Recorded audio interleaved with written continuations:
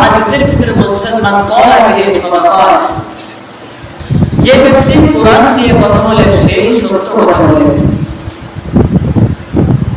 ওয়া মান হাকামা বিহি আদালা, আর যে ব্যক্তি কোরআন দিয়ে বিচার করে ওই ব্যক্তি ন্যায় বিচার কায়েম করতে পারে। যে ব্যক্তি কোরআন দিয়ে বিচার করে, মন গড়া কথা বলে না, নিজের ইচ্ছায় বিচারের রায় দেয় না।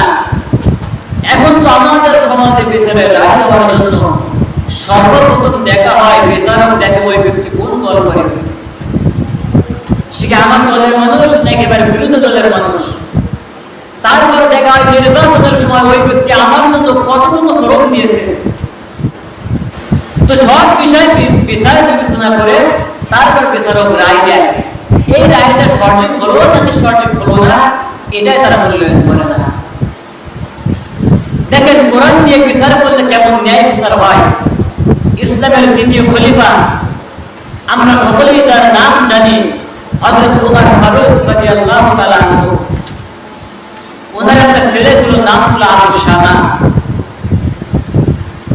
আবু শামা এবং খলিফাতুল মুসলিমিন ওমর ফারুক রাদিয়াল্লাহু তাআলা আনহু একসঙ্গে খানা খাইতে বসছেন। হঠাৎ একটা বৃদ্ধ মহিলা আসছে, এসে বলছে আমিরুল মুমিনিন বাসায় কি আছেন? বলল হ্যাঁ বাসায় আছি। বলে আপনার কাছে একটা বিচার নিয়ে আসলাম। বিচারটা কি? আপনার সন্তান আবু শামা, আমার একটা মেয়ে আছে, প্রাপ্তবয়স্ক মেয়ে, আমার সমাজের ভিতরে সুন্দরী একটা মেয়ে, কিন্তু আপনার ছেলে আবু শামা আমার এই মেয়েকে ধর্ষণ করেছে। আমি আপনার কাছে বিচার নিয়ে আসলাম। বিবেক খাটিয়ে বলুন তো, একটু আবেগ দিয়ে না, আবেগ দিয়ে আপনি বলবেন না আমার ন্যায় বিচার করতাম। আবেগ বাদ দিয়ে বিবেক দিয়ে বলুন তো, সেই দিন সেই মহিলাকে আপনি কি বিচার করতেন? সর্বোচ্চ হলে আপনি বিচার করতেন যে না, আমি একজন বদ্ধ পৃথিবীর খলিফা, একটা ইউনিয়নের মেম্বার চেয়ারম্যান না, একটা দেশের প্রধানমন্ত্রী না, বদ্ধ পৃথিবীর খলিফা, তার কথা সরাসরি একজন বিরুদ্ধ মহিলা আসছে তার সন্তানের বিরুদ্ধে বিচার নিয়ে। আপনি আগে হলে সর্বোচ্চ বিচার করতাম যে ঠিক আছে বলতে করেই ফেলছে, এখন তো ছেলের মারলেও কোনো কিছু হবে না, এখন তোমার মেয়ের বিয়ে দেওয়ার জন্য তত কিছু অর্থ সম্পদ টাকা পয়সা আমি দিয়ে দেবো, অন্য জায়গায় বিয়ে দিয়ে দেবো, এরকম ধরনের একটা রায় দিতাম আপনি আগে। অথবা বিরুদ্ধ মহিলার মাথায় একটা হাত বুলিয়ে দিতাম যে ভুল তো হয়েই গেছে, এটা আপনার প্রকাশ করার দরকার নেই, প্রকাশ করলে আপনার মেয়ের বিয়ে হবে না, তো প্রকাশ করার দরকার নেই, আমি আপনার 10,000 টাকা দিয়ে দেবো। কিন্তু খলিফাতুল মুসলিমিন আমিরুল মুমিনিন ওমর ফারুক রাদিয়াল্লাহু তাআলা বিরুদ্ধ মহিলাকে বলল, ও বিরুদ্ধ মহিলা, আগামীকাল আপনার এই বিচার হবে, আপনার মেয়েকে নিয়ে আমার দরবারে আপনি হাজির হয়ে যাবে। দেখেন ওমান হাকামা বিহি আদালা, যারা কোরআন দিয়ে বিচার করে তারাই শুধুমাত্র ন্যায় বিচার করতে পারে, অন্য কেউ ন্যায় বিচার কায়েম করতে পারবে না। ওমর ফারুক বিচারের কাজে দাঁড়িয়ে গেলেন, আবু শামাকে ডাক দিয়ে বলছে, আমার প্রিয় সন্তান আবু শামা, এই যে বিরুদ্ধ মহিলা যে কথা বললো তার মেয়েকে নাকি তুমি ধর্ষণ করেছো, কথা সত্য কিনা? আবু শামা বলছে, বাবা আমি আমার বন্ধু বান্ধবের সঙ্গে ছিলাম, বন্ধু বান্ধবের খপ্পরে পড়ে আমি মদ পান করেছিলাম, মদ খাওয়ার পরে আমি মাতাল অবস্থায় ছিলাম, হয়তো বা মাতাল অবস্থায় থেকে সুন্দরী মেয়েকে দেখে আমি আমার যৌবনকে কন্ট্রোল করতে না পেরে হয়তো বা আমি তার সঙ্গে জিনা করেছি। কিন্তু বাবা আমি আল্লাহর নামে শপথ করে বলছি, বাবা আমি আমার জ্ঞান থাকা অবস্থায় তার সঙ্গে আমি জিনা করে নাই, তাকে দর্শন করে নাই, তখন আমি মদ খেয়ে মাতাল অবস্থায় ছিলাম, হয়তো সেই সময় করেছি, আমার মাফ করে দেন। খলিফাতুল মুসলিমিন প্রধান বিচারপতিকে ডাক দিয়ে বলছে, প্রধান বিচারপতি বিচার শুরু করে দাও।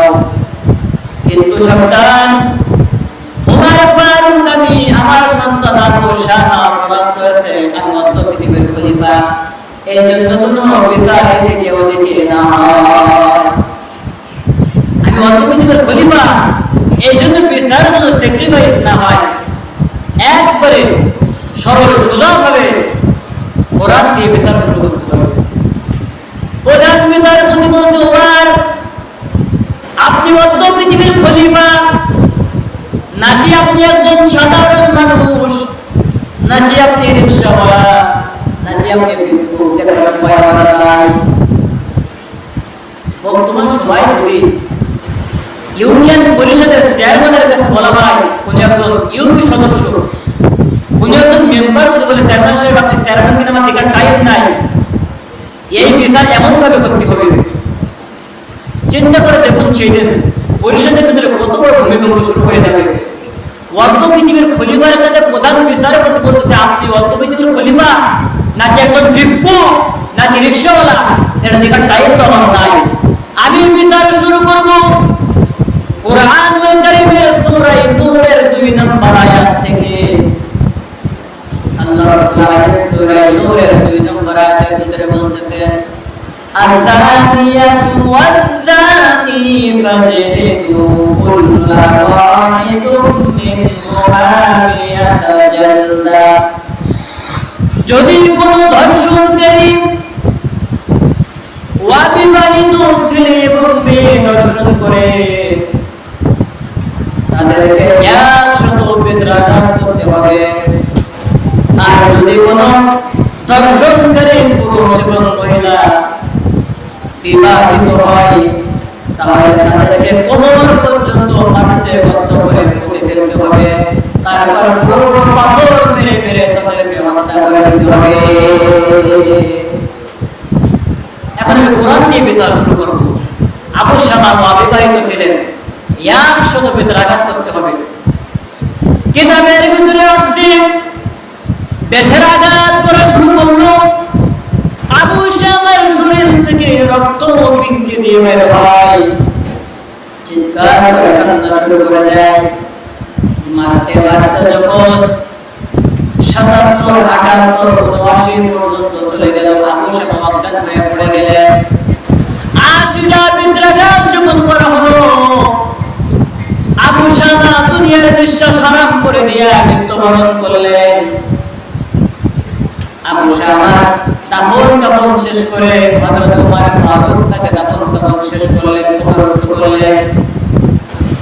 প্রধান বিচারপতির কাছ থেকে চাবুকটা এবার নিজের হাতে নিলেন, আবু শামার কোমরের উপরে আরো 20টা আঘাত করলেন চাবুক দিয়ে, কারণ 80টা আঘাত করার পর আবু শামা মৃত্যুবরণ করেছে।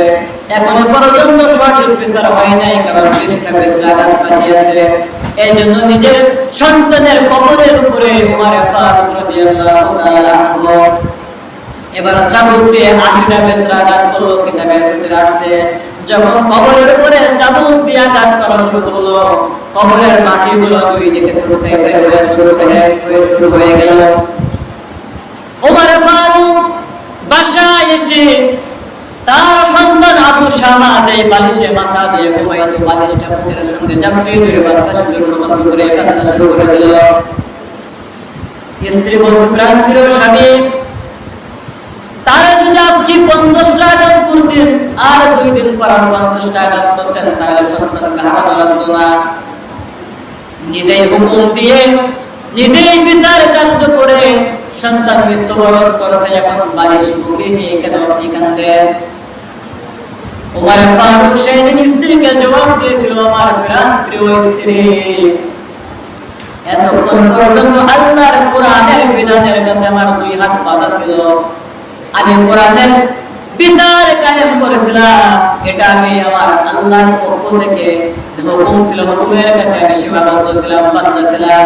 আর এখন যেটা আমি আমার সন্তানের বাড়ির বুকে নিয়ে যেটা করতেছি, বাবা হিসেবে এটা আমার বর্তমান সময়ে দায়িত্ব। এতক্ষণ পর্যন্ত কোরআনের বিধানের কাছে আমার 2 হাত বাঁধা ছিল, আর এখন যেটা আমি করতেছি বাড়ির বুকে নিয়ে কাঁদতেছি, এটা বাবা হিসেবে আমি কষ্ট